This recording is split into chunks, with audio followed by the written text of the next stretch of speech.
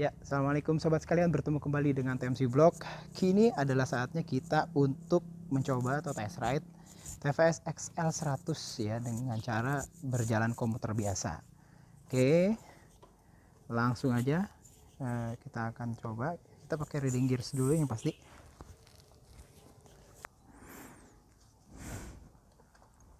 Nah, saya udah di atasnya teman-teman sekalian, XL 100. Udah kelihatan ya, riding ergonominya memang bener-bener riding ergonomi motorsport tapi jenis komuter dengan stang yang cukup tinggi. Kita nyalain dengan easy start, jadi kayak model ACG starter gitu. Suaranya kayak gini, teman-teman bisa lihat. Posisi ridingnya itu benar-benar ergonomi, cuman memang secara umum stangnya tidak terlalu lebar. Stangnya tinggi, namun dia tuh agak sempit sih kalau menurut saya. Itu aja, mungkin langsung aja kita tes. Yuk, bismillahirrahmanirrahim.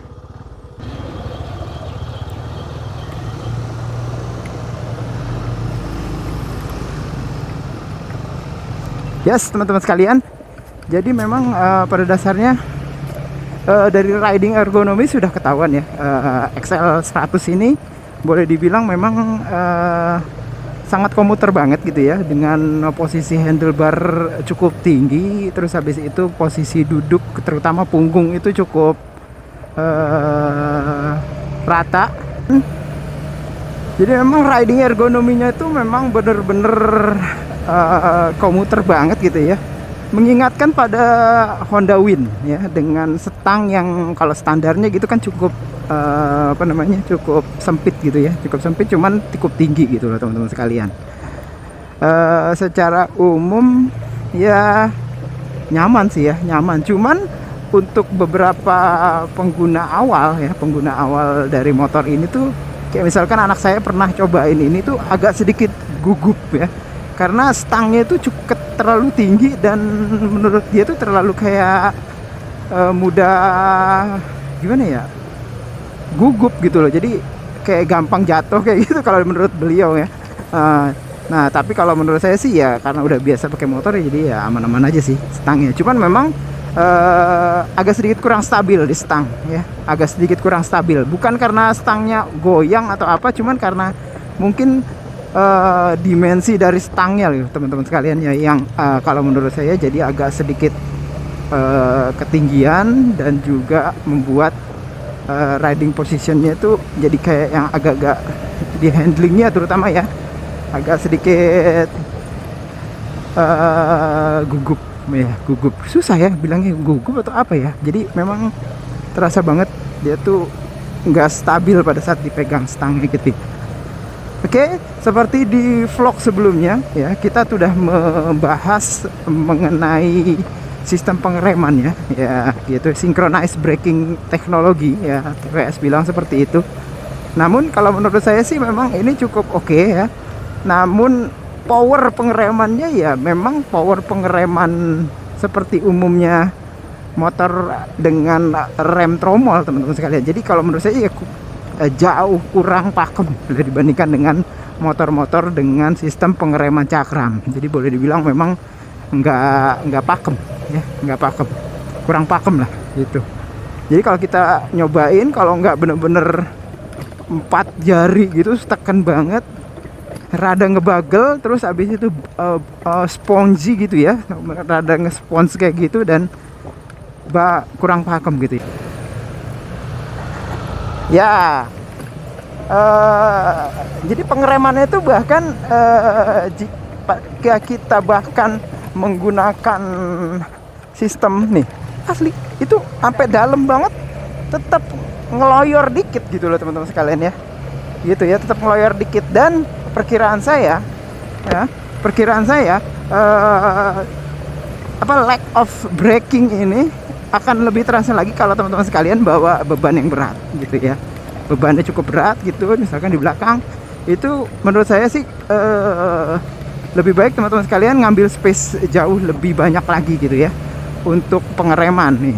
Tuh masih ngeloyor, walaupun ini remnya nih di di tuas rem itu udah bener-bener full banget tuh gitu, full banget, tapi dia masih tetap ngeloyor teman-teman sekalian di kecepatan hanya 20-30 tadi tuh.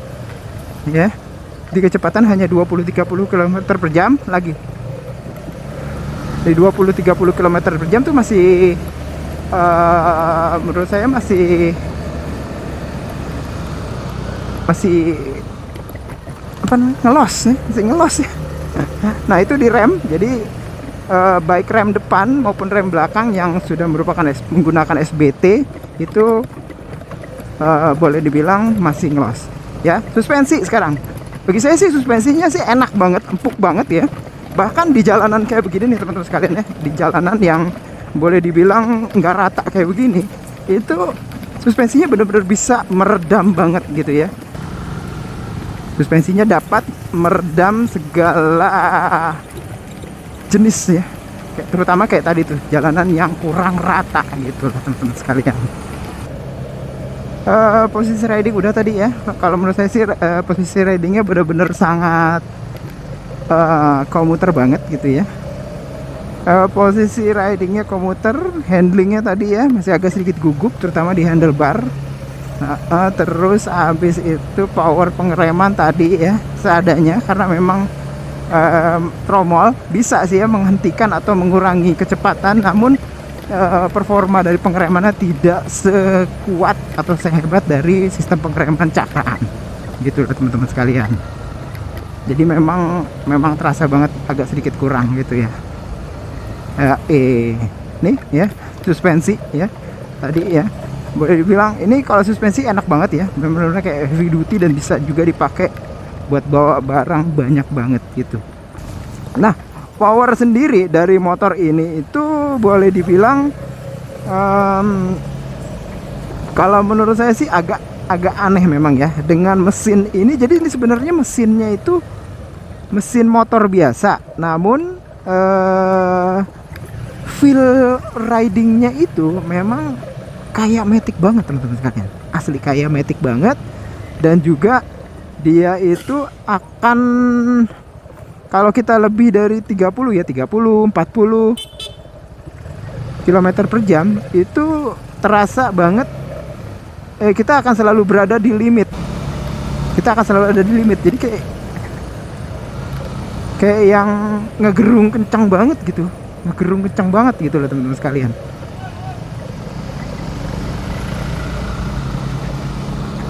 Jadi kalau kita lagi riding gitu ya, terus ada sekitar 30 km per jam atau 40 km per jam, itu tuh terasa mesin itu udah kayak yang kalau di motor sport tuh kan kayak ayo dong ganti dong giginya dong, ayo dong ganti giginya dong, naikin dong. Nah kayak gitu loh teman-teman sekalian.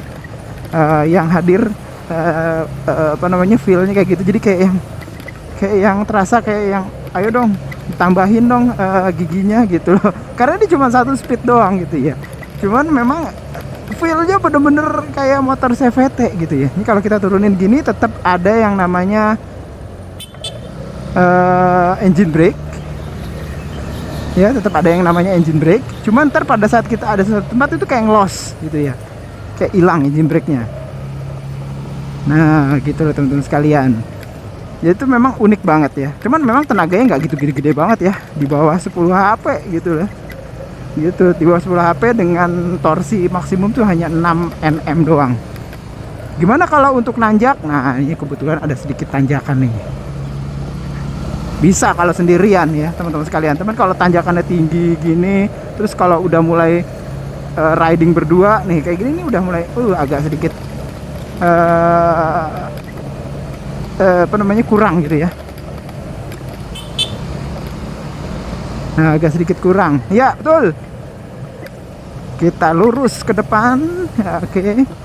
Nah, jadi tetap jadi agak kayak ngeden gitu loh. Jadi kayak agak ngeden kalau menurut saya.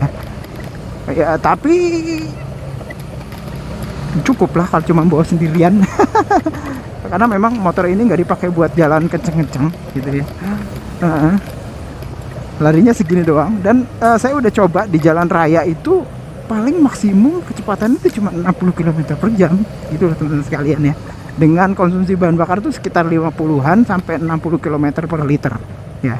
Konsumsi bahan bakar itu sekitar segitu, dan boleh bilang sih memang irit banget sih, terutama pada saat dia tuh di versi terakhir ini yang sudah menggunakan sistem injeksi bahan bakar gitu loh ya. uh, injeksi bahan bakar. Nah, gitu lah teman-teman sekalian. Jadi powernya memang ya nggak gitu. Ini aja nih kayak misalnya di awal gitu ya, itu tarikan akselerasi awalnya juga kurang begitu nampol sih ya, kalau menurut saya ya, kurang begitu nampol banget. Jadi ada kayak sedikit jeda, gitu. Mirip karakter CVT, cuman saya bingung karena nggak ada CVT-nya di sistem itu. Ya, ngerem juga kurang begitu ini. Jadi kalau teman-teman sekalian pakai motor ini gitu ya, dan juga mungkin menurut saya sih hampir semua motor-motor dengan sistem pengereman tromol itu kita tuh mesti bener-bener sangat apa namanya, menjaga jarak dengan depan gitu ya, karena memang pengeremannya itu agak sedikit kurang performanya bila dibandingkan dengan pengereman cakram. Cuman untuk pengereman jalan safety biasa sih udah cukup sih kalau menurut saya ya. Sudah cukup banget sih ya kalau untuk jalan safety biasa, pelan-pelan gitu lah. Nah gitu, ini kayak misalkan turunan gini kan butuh pengereman, nah ini udah cukup lah gitu untuk motor ini gitu. Ada sedikit engine brake. Nah tapi kalau udah agak lamaan ini throttle gas ditutup tuh agak kayak sedikit hilang. Jadi tuh ada kayak centrifugal kayak gitu teman-teman sekalian di situnya. Kayak centrifugal clutch kayaknya sih kalau menurut saya. Nah kita akan coba nanjak lagi dengan kecepatan rendah. Tuh ketahuan banget gitu ya, agak sedikit ngeden gitu. Itu agak sedikit ngeden, walaupun kalau udah dapat kecepatan 30 ada sedikit kayak boost, tapi dikit banget sih, nggak gitu gede, jangan dibayangin gede-gede banget gitu loh.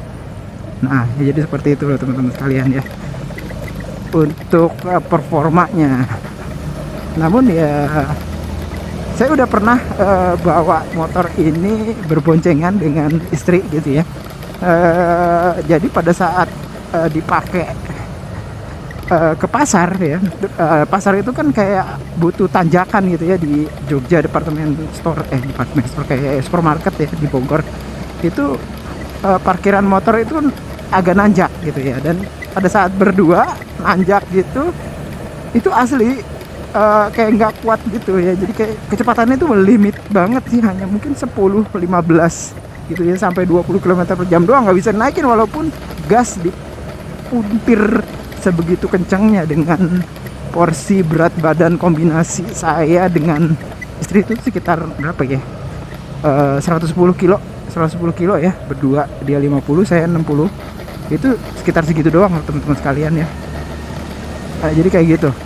Jadi ya buat referensi teman-teman sekalian kalau mau bawa barang gitu ya, kayak gitu. Dan TV sendiri sih bilang maksimum bobot barang itu kalau nggak salah sih 130 kg ya kalau di sini. Gitu, 130 kg. Bisa ditaruh di depan, banyak sih tempatnya, bisa taruh di depan, bisa taruh di samping. Ini motor memang motor yang praktikal banget gitu ya. Kalau dilihat dari bentuk bodinya ya teman-teman sekalian, saya sih melihat bahwa walaupun dia sudah FI segala macam, ini secara umum penampakannya bener-bener old school banget ya. XL 100 ini ya bener-bener old school banget, jadi motor jadul banget ya. Beberapa orang sih kalau misalkan mau pakai ini untuk hangout mungkin agak sedikit ini ya, pertanyaan kayak kurang modern gitu loh. Penampakannya tuh kurang modern, cuman ya kalau menurut saya sih ya tergantung juga sih. Kalau misalkan memang lifestyle-nya memang old school gini ya boleh gitu ya. Ini kayak teman-teman sekalian nih, saya udah mulai naik di on speedo itu 30 menuju 40. Itu tuh getaran mulai terasa gitu di kaki gitu ya. Sementara di tangan juga hampir terasa gitu ya. Tapi yang paling terasa di kaki gitu ya.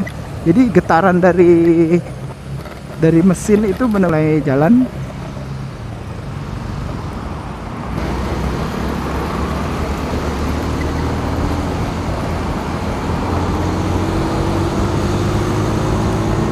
Oh teman-teman sekalian, ngeden banget gitu loh pada saat naik ke giginya gitu ya, bener-bener susah banget. Kita udah mulai jalan, ini jalan raya gitu ya. Jadi kalau di jalan raya tuh kayak bener-bener harus banyak menghadirkan kayak strategi, karena memang motor ini tuh nggak bisa, akselerasinya juga kurang begitu kencang banget gitu ya. Yo, ini teman-teman sekalian udah 50 km/h. Ayo. Ya, kameramennya kurang di depan. Oh, 50 km/h. Getar banget teman-teman sekalian, asli getar banget, getar banget, getar banget. Beneran suaranya tuh kencang banget teman-teman sekalian. Getar banget di kaki asli. Getar banget. Kayaknya TVS harus memperbaiki nih ya, di mounting atau di mana gitu supaya terasa nggak terlalu banyak hadir di sini. Yo,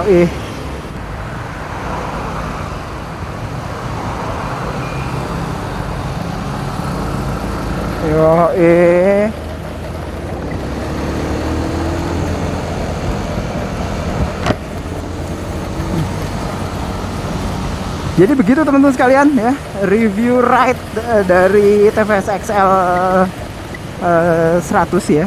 Ya pro, maksudnya sisi positifnya adalah memang motor ini adalah motor yang benar-benar affordable banget ya, kurang dari 14 juta rupiah gitu, 13,9 juta rupiah teman-teman sekalian udah bisa langsung dapetin motor ini gitu ya. Dan motor ini tuh fungsionalitasnya memang lebih ke fungsionalitas niaga sih kalau menurut saya sih ya. Habis itu banyak banget tambahannya, terus ada kayak USB chargernya juga bahkan ada di sini, USB charger di bawah gitu ya. Terus modelnya juga simple, bagi teman-teman yang suka retro juga oke gitu ya.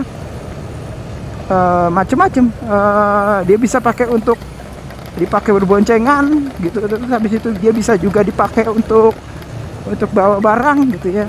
Cuman ada minusnya juga ya. Yang pertama adalah pengereman. Kalau menurut saya pengeremannya ini masih kurang performanya bila dibandingkan dengan pengereman cakram gitu ya. Jadi teman-teman sekalian, walaupun udah pakai ini nih synchronized braking teknologi ya, jadi masih menurut saya sih masih kurang pakem gitu ya. Terus powernya juga menurut saya sedikit underpower. Kalau teman-teman sekalian memang mindsetnya agak sedikit ngebut gitu ya, butuh ini apa namanya, tambahan tenaga lagi. Terus habis itu juga di getarannya nyampe di kaki gitu loh teman-teman sekalian. Cuma pada dasarnya memang secara umum motornya memang benar-benar nyaman gitu ya. Kalau nyaman dalam artian itu suspensinya, posisi duduk dan segala macam, posisi riding ya, riding ergonomi dan segala macam. Nah, jadi itu aja teman-teman sekalian yang bisa saya sampaikan di review test ride TVS XL 100. Plus minusnya sudah saya sampaikan kepada teman-teman sekalian. Sekarang teman sekalian bisa pilih sesuai dengan kebutuhannya gitu ya. Kalau memang butuh buat niaga, bawa angkut-angkut barang, motor ini memang benar-benar pas banget, terutama buat para apa namanya kurir-kurir. Itu aja, sampai berjumpa di review selanjutnya. Assalamualaikum warahmatullahi wabarakatuh.